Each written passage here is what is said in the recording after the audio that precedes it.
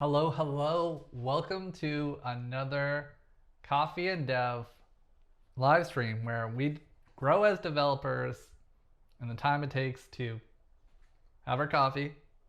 I'm here every Monday and Friday. Typically it's around 8:45 a.m. Eastern Time. Today we're talking about burnout. Obviously all industries face burnout to some extent. I think it is something though in development that can be somewhat overlooked. I think it's a lot easier considering you don't go out to different places a lot. You're typically at your same environment all the time. Tasks are relatively roughly the same, though the challenges can be different. It's like write code, spec out, design, write code, spec out, design. So you can definitely get this repetitive exhaustion. You also have a lot of burden on your shoulders. You feel like, hey, I'm blocking this thing, that's blocking this thing, and there's always so much to do, and the technology space is constantly changing, so you always feel like you have to keep up and ramp up, and at the pace of how things change, there's a new framework every single day. Let's talk a little bit about the tell signs and I guess more so what burnout is and what it looks like. Some of you obviously who are watching have faced this yourself, so it won't be new, but obviously there are other people who have probably never felt this ever, and it's just good to talk about the signs to catch yourself maybe drifting back into scenarios that might be not healthy. Someone had described it to me as escape fantasy, which is like you wake up in the morning and you're just like, I don't want to go. I don't want to get out of bed. I don't want to get up. I don't want to do that. I tell people it's fine if you have a bad day. That's not what burnout is, right? It's not having a bad day and it's not waking up like, yeah, we're going to go conquer the world.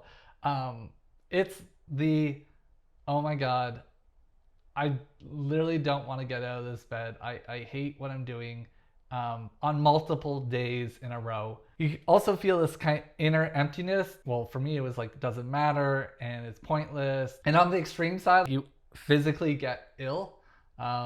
Maybe I don't mean it's just mentally you can't get out of bed anymore. I mean you literally can't get out of bed because you're sick. I don't have the transitions yet, but shh, Cory story time. So I have had a burnout, self-inflicted. Arguably you would say, well, isn't all burnout self-inflicted? I mean, there wasn't necessarily a pressing thing that got pushed onto me. I felt the need to match up to people who had more experience and came from a more formal background. So I come from a self-taught background. 2 years into professional, working in a professional settings, even before that bit, I was like, oh my God, I feel like I'm so behind. I feel like this. And so I just overloaded myself with ramping up on everything. I remember there was a point where there was a minimum every week Amazon coming with a book to read. And I remember that the rate of how quick Amazon was delivering books was outpacing the amount I could even keep up and read. So that was the start of it. I need to do more. I need to do more. I need to do more. And and that definitely built up the exhaustion and just, that end up I switched companies and like I said, it wasn't from the company, and this wasn't the point of burnout. It was the build up of to the burnout, and I just continued doing development and continued learning, and then I just remember it kind of creeped up at me at some point that I just kind of hit a spot where I'm like, I don't want to read anymore, and then it turned into I don't think I even want to do development. And then it was like, I don't really want to be at my job. And it just built up. And eventually got to a point where I'm like, yeah, I have a lot of money and I'm just going to just go ask for 3-4 months off. And I'm like, I chalked it up to I want to do other things. I want to do projects. I want to do open source. And in your mind, I had constructed this, I guess, escape fantasy with other things to do. The reality was, I was just so burnt out and I just hadn't realized it, and burned all the midnight oil. And I had bad habits too of sleep schedule and a bunch of things. So I took the time off And then I was like, honestly, the time off didn't help really. Like, because I also had bad habits. I just spent all the time playing StarCraft 2, which is a video game for those who don't know. And I came back, and like within the first week or two, I realized, okay, I really don't want to be here. Like I just came back from 3 months of vacation, and I literally hate being here.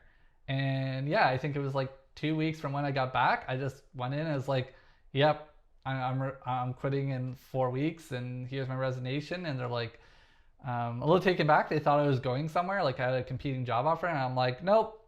It took me honestly almost 2 years of writing almost zero code to finally feel I was at the spot of like kind of miss development. I miss writing code. And it wasn't like it was 2 years of me just sitting on a couch. Like there was other things I was doing. It was just like I just cut out all development altogether. And it's just because every time I go sit at the computer, I just stare at the screen and literally just want to like, I kid you not, sleep on the floor. Like I literally just feel like all the energy got sapped out of my life. How do we avoid this? It sounds so stupid because this advice is so common. Okay, but what's the secret? What's the quick tip to get ahead? Like what's the 5-minute tip? But it comes down to like setting boundaries. Sleep, food, and exercise are big things in that order. You're not going to be able to sustain that if you're not getting sleep and food, and you're probably not going to be eating healthy if you're not getting an adequate amount of sleep, because you're probably just going to be, if you're running on only 2 hours of sleep, you're probably just waking up and being like, yeah, I don't want to make that good healthy meal. I'm just going to eat like a whole box of Kellogg cereal or something, which is not good. And boundaries are important. Like knowing your limits is a big thing, and knowing how far you can go. But early enough, you find out where your limit is. Like, hey, ooh, like I was pretty close there, but I know like that's 95%, and anything beyond that would burn me out. Because then you always have a reference in mind of like, hey, I know how far I can go. I know what is sustainable. I know when I can push myself, and when, because you can't just be like, well, I'm just not going to work.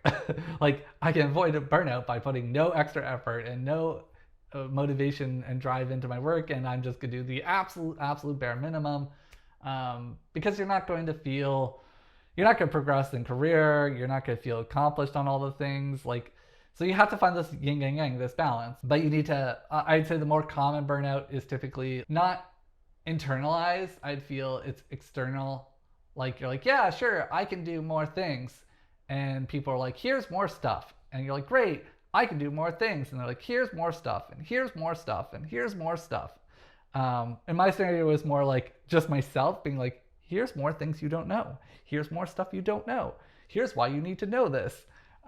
There was no external factor. The more common is external factor. It is more like work. Like you say, yeah, sign me up for that product. Oh yeah, I can do that. And oh yeah, I can do that. And the big thing is you don't ask for help, which is a huge way of avoiding this, is asking for help. I've seen too many people just be like, oh my God, I'm so swamped, blah, blah, blah. You know, and they're on a project, let's say doing code, and then they'll be like, oh yeah, I can help with that pull request. And oh yeah, you need a moment. And it's like, they don't even realize like, you don't have the time. Like you're already overwhelmed with all the project and work you picked up. You don't have the time to then provide this help. Like you actually need to be looking inwards and asking for help on all the stuff you just picked up. The stuff that nobody likes to hear, because it's the long-term things that, you know, in the short term, it's just gonna be every day you have to chip away at doing these things. In the long run, you're going to be fine.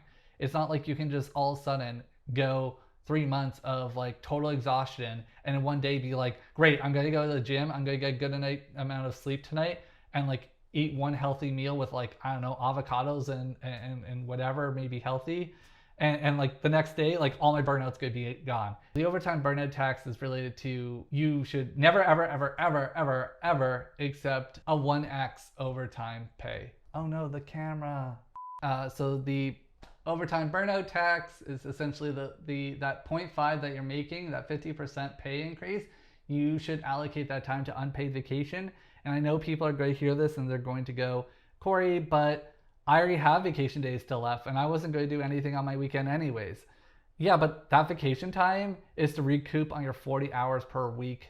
Double Cory story time is, I was working I had a fintech company and I had crazy overtime there, and I wasn't taking any vacation. I mentally was just convincing myself that the pay was worth it. 60 to 80 hours a week for at least 2 months straight. And I felt like if it had to succeed, I needed to be there and like make it succeed. It hit a point where for me to honestly do my 40-hour work week, it was taking like 55 hours. And it's because I just burned out, where I would just a lot of times just stare at the screen and honestly just not want to work and not be 100%. So that prolonged overtime actually ended up biting me, and I guess indirectly the company, in the ass on productivity. And as managers, this is something to be careful.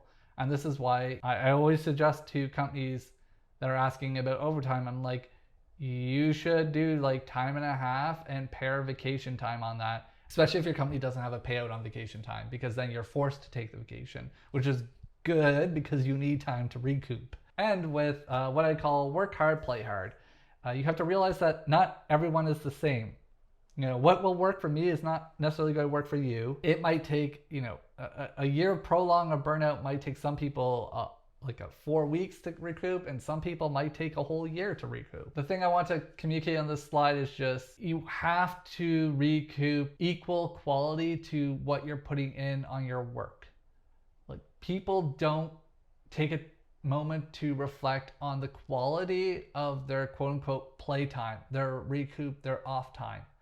Instead, they'll work extremely hard and dedicated because they see the progression in the career and the ladder and or whatever your goal is, monetary or ladder or title or status, whatever it may be.